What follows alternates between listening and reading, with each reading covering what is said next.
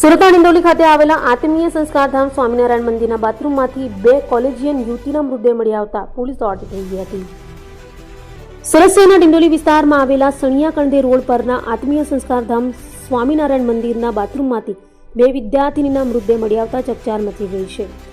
Udhna citizen કોલેજમાં અભ્યાસ કરતી 18 વર્ષીય રોશની સરસિંહ સાદ અને 20 વર્ષીય જોશના અતુલ ચૌધરી સવારે કોલેજ જવા નીકળ્યા બાદ પરત ન ફરતા પરિવારજનો તેમની શોધખોળ કરી રહ્યા હતા, પરંતુ લાંબા સમય સુધી ફોન ન ઉપાડ્યા બાદ અંતે શંકાસ્પદ હાલતમાં તેમની લાશ મંદિર પરિસરમાંથી મળી આવી હતી। ઘટનાની જાણ થતાં ડિંડોલી પોલીસ કાફલો સ્થળ પર પહોંચી ગયો હતો અને બંને યુવતીઓના મૃતદેહને પોસ્ટમોર્ટમ અર્થે હોસ્પિટલ ખસેડી આ આકસ્મિક મોતના કારણો જાણવા વધુ તપાસ હાથ ધરી છે। તો બનાવને લઈ ડિંડોલીના પીએ આરજે ચોડાસમાએ જણાવ્યું કે અમને ઘટનાની જાણકારી મળતા અમે તાત્કાલિક ઘટના સ્થળે પહોંચ્યા હતા। મંદિરના તમામ સીસીટીવી ફૂટેજ ચેક કરવામાં આવ્યા છે। લગભગ 7:15 વાગ્યાના અરસામાં બંને યુવતીઓ મંદિરમાં પ્રવેશ કરે છે અને 7:30 વાગ્યે તેઓ બાથરૂમ તરફ જાય છે। બાથરૂમની અંદરથી અમને ઝેરના પડીકા પણ મળી આવ્યા છે, જેને અમે એફએસએલમાં મોકલીશું। હાલ પરિવારનું નિવેદન લેવાની કામગીરી ચાલી રહી છે।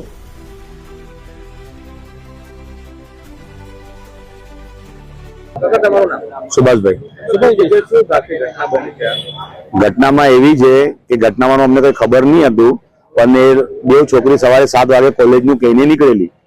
હવે કોલેજનું કહીને નીકળેલી તો કોલેજ ગયેલી, તો એનો રિટર્ન આવવાનો ટાઈમ છે 12:30 વાગે આવતોનો, ત્યાં સુધી કઈ આવી નહીં આવ્યું। તો પછી અમે ફોન કર્યા તો ફોન રિસીવ કર્યા નહીં, તો પછી ધીરે ધીરે પછી બધાને સગાડાને ખબર પડતી કે ભાઈ ફોન નથી ઉચકતી, કાં છે છતાં અમે એવું કહેતા કે ચાલ આમ તેમ કહીએ ડિક્કીમાં ફોન મૂકી દીધો હશે, તો કઈ નાસ્તા પાણી સહેલીઓ જાય આમ તેમ, તો હવે અડધો કલાક આમ કે તેમ, તો અમે પાછા શાંતિ રાખી, ભાઈ આવશે જરા શાંતિ રાખો, ઉતાવળ નહીં કરો। પછી છેલ્લે 2-2:30 વાગે કમસે કમ એને 50-60 ફોન કરી નાખ્યા બધાએ, મેં કર્યા, છોકરાઓએ કર્યા, આમ તેમ બીજા બધાએ ફોન કરીને ચેક કર્યા, પણ કોઈ જ રિપ્લાય નહીં આપી।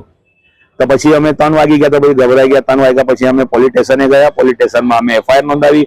એફઆઈઆર નોંધ્યા પછી અમને કીધું કે તમે તમારા હિસાબે શોધખોળ ચાલુ રાખો, 24 કલાક પછી અમારું કામ ચાલુ થઈ જશે। તો પછી અમે અમારા રીતે શોધખોળ ચાલુ કરી। પછી જેમ જેમ ટાઈમ જતો ગયો તેમ તેમ બધા ગભરાતા ગયા, ભાઈ સાંજ પડે છે, રાત થઈ જશે, પછી ક્યાં પહોંચશું આપને, તો હિસાબે અમે પછી શોધખોળ ચાલુ કરી। અમને પછી લોકેશન પરથી મળતા ગયા, ભાઈ સનિયાના મહિલા, પછી ખરવાસાના મહિલા, બધા લોકેશનમાં અમે બધું ખેતર, ગામડા, આજુબાજુના જેટલા બધું શોધ્યું, ગાડી તપાસ કરી। યાર દોસ્તારો બધા એક દુસરાને કહીને કોઈ પોલીસ સ્ટેશન થી ફોન આવ્યો કે આ લોકેશન બતલાવે છે, હા, તો હિસાબે અમે એ લોકેશન પર ફરતા રહ્યા। તો પછી છેલ્લે પછી અમને સનિયામાં સ્વામિનારાયણ નવું મંદિર બને છે, ત્યાં ગાડી અમને ગાડી દેખાઈ। તો પછી અમને ડાઉટ ગયો, તો હવે અંદર ઘૂસ્યા તો એ લોકોના ચપ્પલ દેવનાથ નીચે હતા અને મંદિર 8 વાગે બંધ થઈ ગયેલું હતું। તો કોઈ હતું નહીં ત્યાં, સાંજે 8 વાગે બંધ થઈ ગયું। 8 વાગે પછી અમને ખબર પડી ગાડી અહીંયા પડેલી છે, તો ગાડી ત્યાં જોઈ પછી અમને ડાઉટ કે અહીંયા જ કશે, તો મંદિર 7 માળનું છે, બહુ મોટું મંદિર છે, તો કમસે કમ એમાં અમને શોધવામાં, બધી રીતે શોધવામાં અમને 3 થી 4 કલાક ગયા।